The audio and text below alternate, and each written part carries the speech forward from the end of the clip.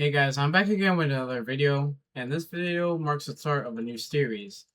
Now, this series is about getting experience with Gorilla Tag modding. It's supposed to help you make Gorilla Tag mods. Now, the way we're going to get that experience is by making a mod menu. But unlike any other tutorial that I've posted on this channel, this is not going to be like a time lapse of me just making a mod menu. No, I'm actually going to do explanations in this video. Now, for a disclaimer, I do use AI voice in this video, but that's only for the explanations. So if you think it's real advice, it's not. But let's get started with this video. So for the first part of this video, we're going to get started with setting up the logging console and getting our Visual Studio set up. So when you install Visual Studio, of course I already have it installed, but um, yeah, let me just tell you real quick. So when you're installing Visual Studio, you're gonna be at this panel over here. Now, you're gonna need to select this .NET Desktop Development. Um, and then you're also going to need this Game Development with Unity. And then you can click install while downloading, and then wait for it to install and stuff. Visual Studio Community is an IDE, which stands for an Integrated Development Environment. This is a tool used for coding and making other various things. But for the objective of this series, we will be using it to make plugins where we can compile written code into a DLL, short for Dynamic Link Library. However, not all DLLs are the same. The type we are using is a C# assembly. So once you're inside Visual Studio, you're gonna need to create a new project. Then you're gonna select class library. Now I'm going to name this to something like tutorial menu. You can name it to whatever you want. And this is really important. You need to set this to net standard 2.1, otherwise your mod will not work. So once you get in, you're actually gonna set up the references, because when we're creating a code, we can't just create code out of the blue. We actually have to reference the type of code that we're using. So we're gonna come over here and then we're select some DLLs. Now, these are dynamic link libraries, but these are .NET assemblies. Now, not every dynamic link library is the same, just to let you know. Now, in order to get DLLs that you need, you're gonna have to find them in the managed folder of your Gorilla Tag folder. You need to go to Gorilla Tag Data, and then for BepinEx and Harmony. Now, BepinEx is to set up your mod, and then Harmony is for the patching stuff. And you're gonna select those two, and then you're gonna go to the managed folder. You're gonna select assembly C# DLL. Now, this is the code for your game. The code of the game, like Gorilla Tag. We're also gonna select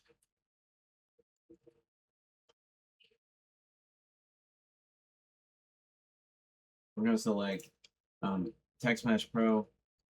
Then we're going to scroll down a little bit more. We're going to select core module. We're going to select the Unity engine. That's pretty much all we need from them. Now you can click OK. And then once finished loading, so we're going to set up our plugin.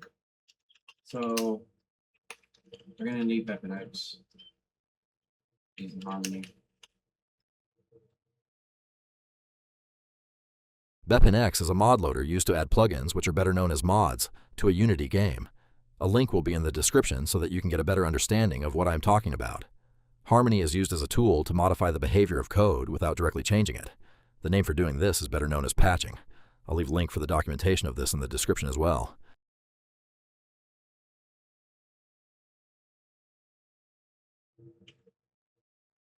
Now, I'm going to make this menu a little bit more organized. So we're going to create a new class called plugin info. Now, in every BepinEx mod that you make, you're gonna need plugin info.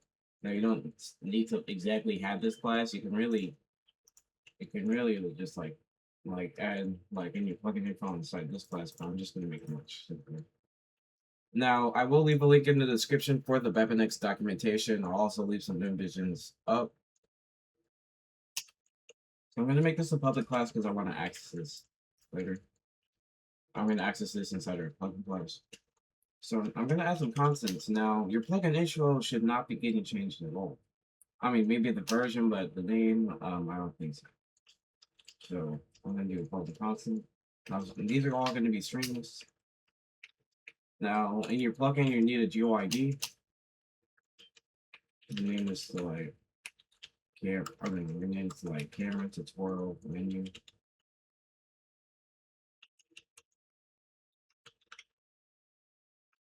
And then need another string. We're gonna call this.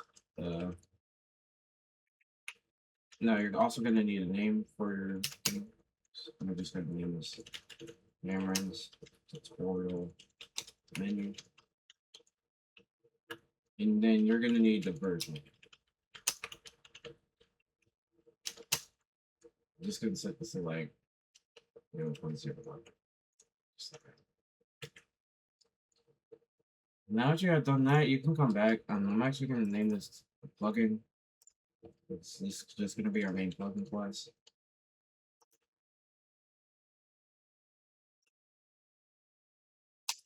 Now this is going to inherit from base Unity plugin. So whatever inside this class based Unity plugin is going to run inside this class. Now to also set up, now we gotta add the actual info. So we gotta make this class a bit. We gotta add the attribute. We have to plug into this class. Now we're in this one. Have some parentheses, and then here you gotta set up your GUI string name, like I was saying before. So you actually, so you can actually like set up the info inside here, but since we already have plugin info now, I'm just gonna do plugin info. So we're gonna access that class, and then, oh yeah, we have to make these public to access this.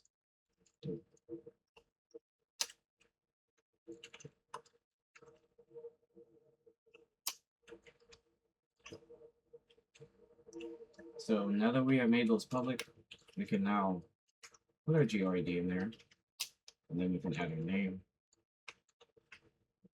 and then we can add our version. That's how the syntax actually did for me.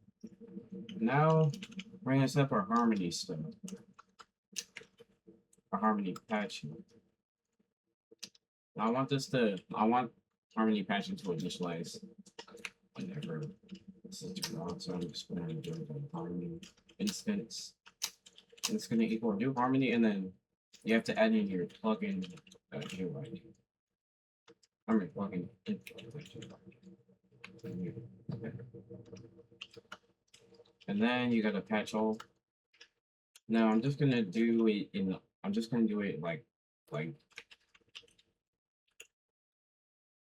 get in like every assembly, so we're just gonna do assembly dot get executing assembly. I also leave the documentation for this too in the description. And then now our harmony patching is set up here. Oh shit, accidentally missing one. There we go. Now we can do a little test. We're gonna add debug.log. Now we can't use debug.log because, well, it's a Unity thing, so we actually have to like use Unity engine.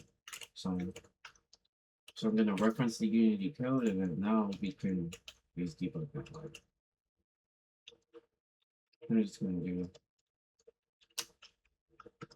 your menu plugin as been loaded. And there you go. Now this will run inside the console. Now you can either use Unity Explorer, but I just prefer the console since like it loads faster than Unity Explorer. So you're actually gonna go to your Realtek folder and go to your BepinEx folder. Now make sure you have BepinEx installed now. Now all these files will not load until you run your game. So you can run your game and then close it, and then these files will load in. And then you have to go to config, and then you can click on BepinEx config over here.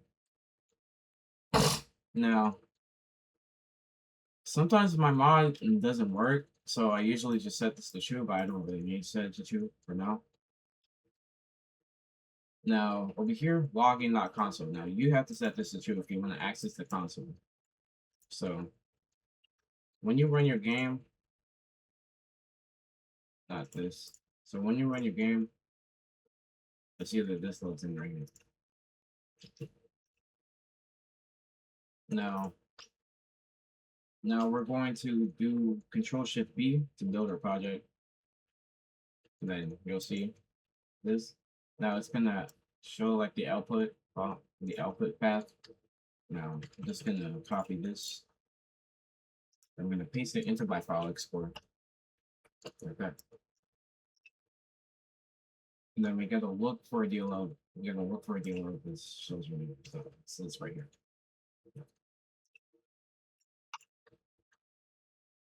I can replace that. There you go. Now we're gonna load in our game. As you can see, the console loads up. See, it's loading in the As you can see, it's loading in the mod loader and Unity Explorer. I just have that in mind too. Right here. See, it's you see it loads in our C# assembly. Let me just go back.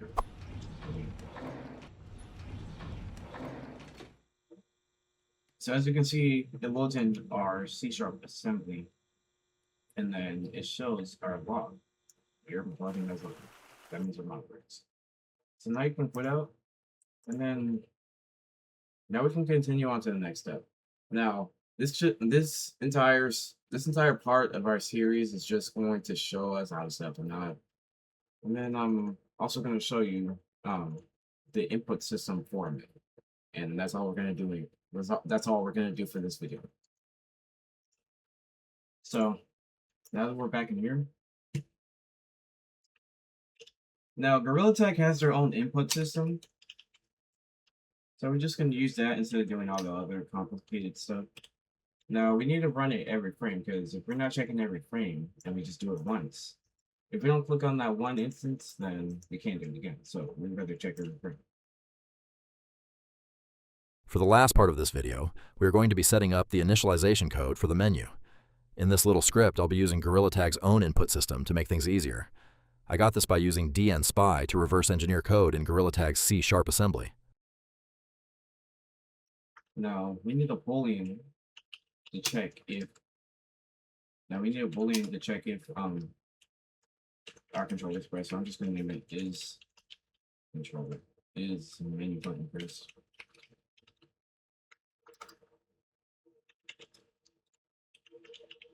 Just like that. I'm going to come over here.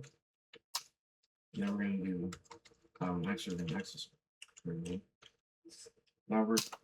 Now the input system is like this. So Real Text input system has controller input puller, and then you gotta do instance. Because there can only be one instance of this at a time. And then we're gonna look for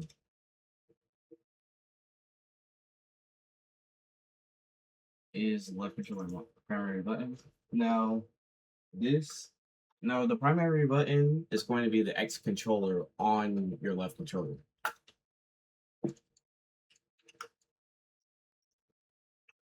Now this is just a bool. Now this is just a boolean. Now the actual input system of the VR like controls this boolean right here. So you can do everything. Now we're gonna check if it's true, as in if it's priced. Now we can either do it like this: is menu button press equals true, but you can also do this.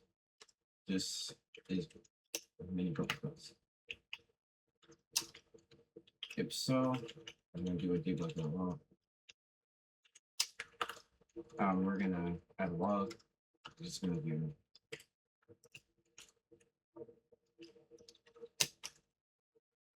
menu.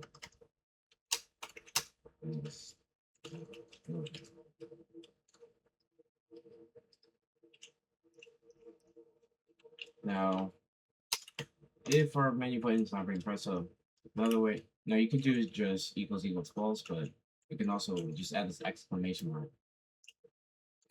And then you can do debug.log. Your menu is not loading. Just like that. Now this will run every frame. So now it's gonna be off by default.